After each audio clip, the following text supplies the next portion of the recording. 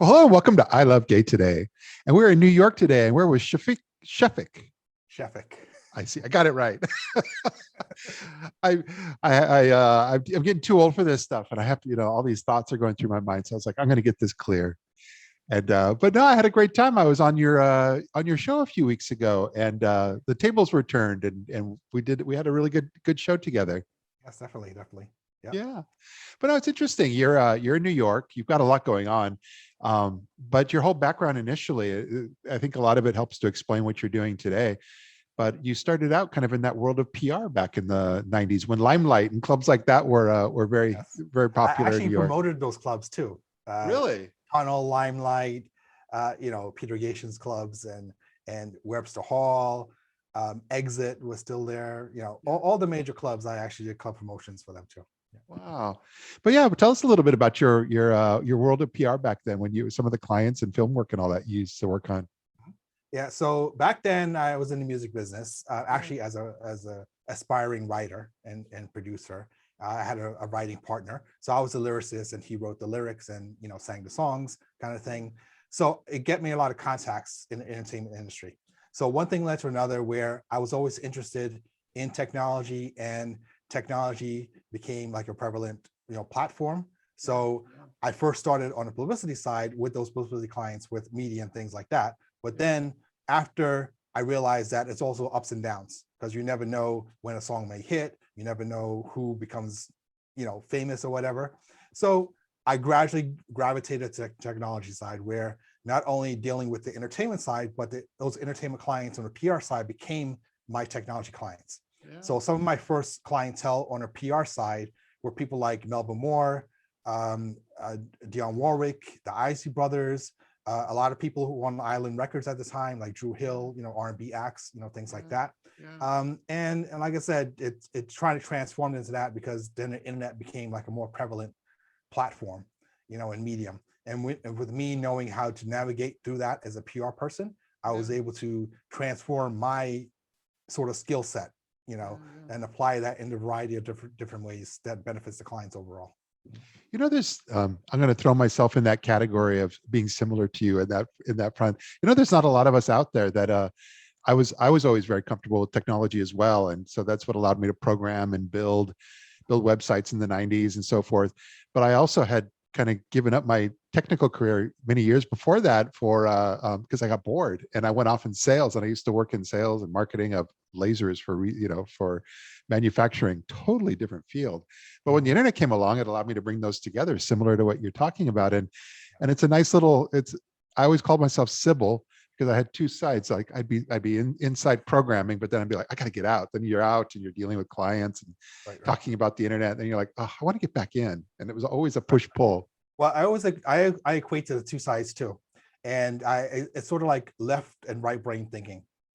So the left brain, you're supposedly more analytic, more logical. So I'm able to apply that more technical approach to things and really see things mathematically.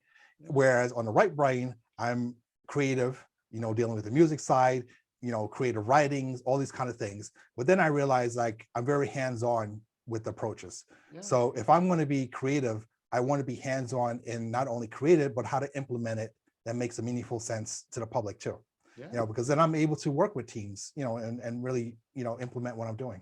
Yeah, but it makes a big difference. You don't always, when you have ideas, you don't always have to just try to explain it to someone else so that they can build it. You can at least get the parts, the thing started. So that's a huge plus. Exactly. Yeah.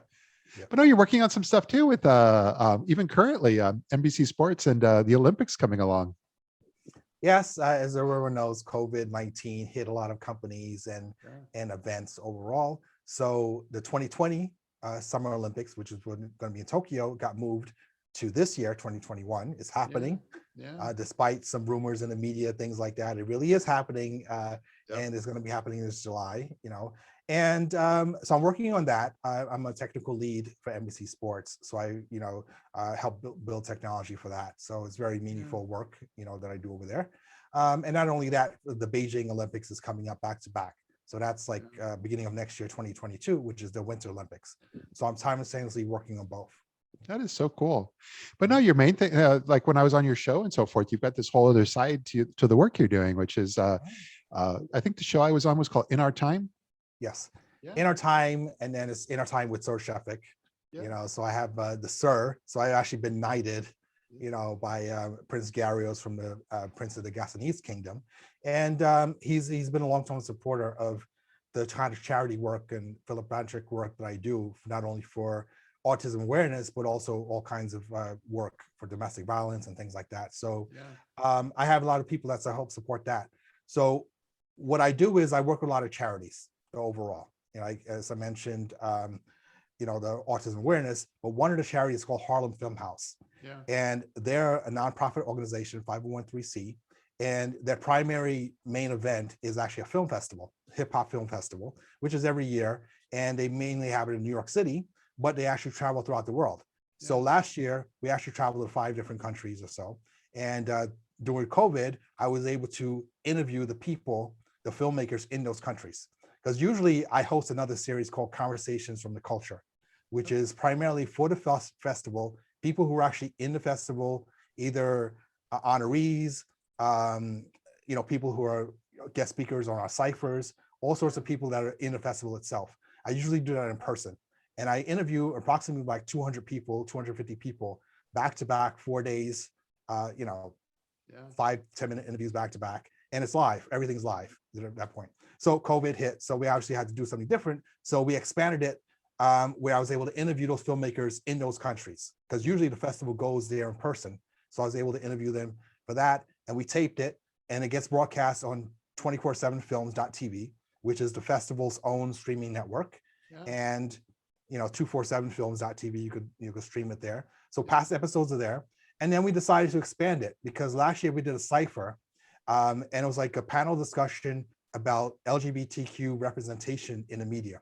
So we had people like Bruce Cohen, Oscar winner for American Beauty and Nope. And we had Peppermint, from RuPaul's Drag Race, trans activist. We had Vice President of Hair TV, was on there also. So we talked about what it meant to be represented in the media. We had some stats from GLAAD that they provided, and we had a meaningful discussion. So that went very well, because the connotation of hip hop, people think that, it's not okay to be out or gay in that sort of space. So the festival is not about hip hop overall, even though the name suggests that. It's people who grew up in the culture of hip hop. So it's not a bunch of hip hop films necessarily. It's just people who grew up in the culture or influenced by that.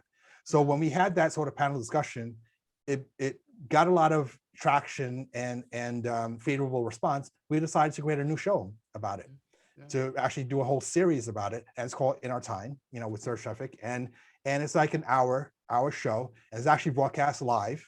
So you were you were on there, and we had a good discussion. So we have a lot of interesting guests on there. We want to hit all kinds of discussions. Last week we had someone on there who worked for the Department of Defense in the military, and what it meant to be represented in the military, as a lesbian, also things like that. So it's interesting, hard-hitting, discussions we have. Yeah. And then you have something that's a bit separate. It's Shefik Presents Invocation. Tell us about Shefik. that. Yeah, Shefik. Sorry. So people pronounce Shefik in other parts of the world. I pronounce it Shefik. Sorry. I'll get it. Yeah. So Shefik Presents Invocation. Coincidentally, this is the 5th year coming up. As of July 4th, 2021, I've been doing it for 5 years. It's a combination primarily of a radio show. It's broadcast on 23 stations around the country right now, all terrestrial radio, AM, FM stations, different cities. And it's also accompanying video series. So all the guests are required to tape with me in person. Pre-COVID, I taped a lot of interviews in person, and they're required to be on video for those. I don't appear on video with the guest. The premise is I give them a list of topics, and they're required to say something meaningful about that topic. It could be something related to their life. It could be a mantra. It could be some observation, anything they want. And it's not like a Q&A sort of thing. They just, here's a topic, and they just speak for like 3-4 minutes of what it means to them. I take that audio from that video segment and I compile it to a radio show. So the radio show is actually a music-based show. So whatever a story they say, I actually match it with a song. So at no point does the guest know the songs that are going to be played. because I don't want the lyrics of the songs to influence what they're going to say. Yeah. The only exception is if I have an artist who actually sang the songs, because sometimes I want to get some anecdotes or backstory about them. That's the only exception. It's like, for example, I mentioned I worked with Dionne Warwick as her publicist. Yeah. I actually had her on the show.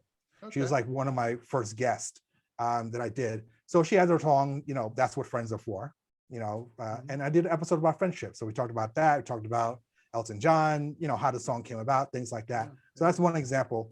But typically, again, people don't know the songs until they actually hear it live, on the broadcast. Yeah. And then also they don't know the other guests that are going to be in the same episode.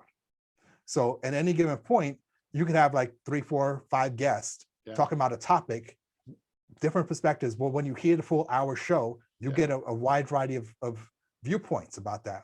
Because again, I don't want them knowing another guest that could influence. Because sometimes, even as the show is celebrity based, right? But there are ordinary people on there.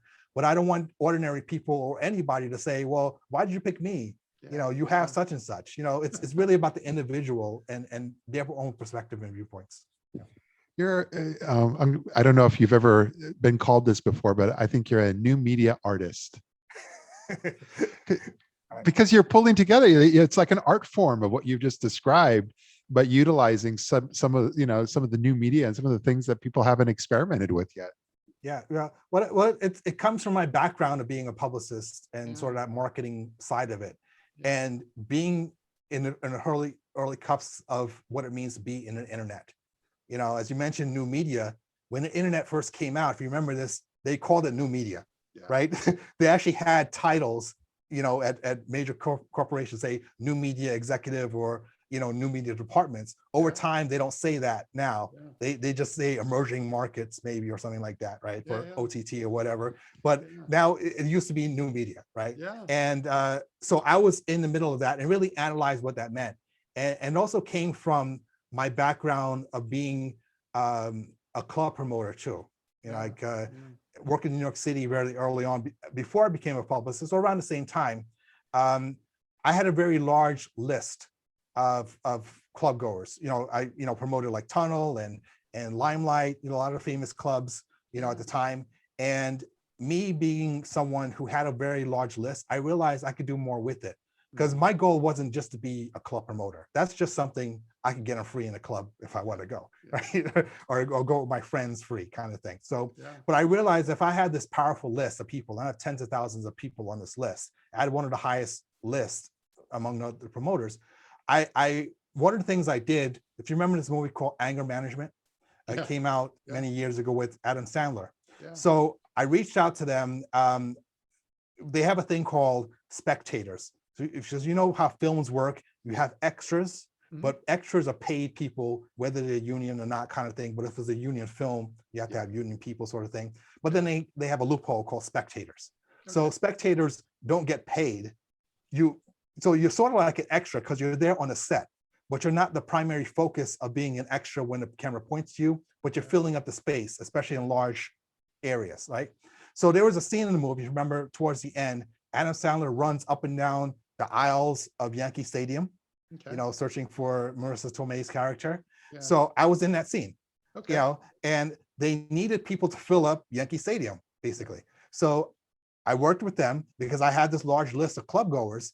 And actually, these are club goers young people who just want to be on camera anyway, because they all dress fabulous when they go to clubs. They all want to be, seen. So like, okay, they'll be in a movie. Sure, they'll do it for free because it's, they're prepared in that moment kind of thing. So I did that and I got paid from it because I treated it as if it was a club event, because, when you promote clubs, you get paid per person that, shows up on your list. Same thing with the spectators list. I got paid per person that showed up, and then I made it a little better where made it feel like VIPs, because usually if you go through the regular list, because there was other people getting people, you had to go through the long line or whatever. But if you came to my list, you VIP, you get to skip the line, you get to do all that. So that real fun experience. And people got to meet Adam Sandler. He signed autographs. Woody Harrelson was in the movie. He signed autographs too. Jack Nicholson was in the movie. He did not sign autographs. He did not want to talk to anybody.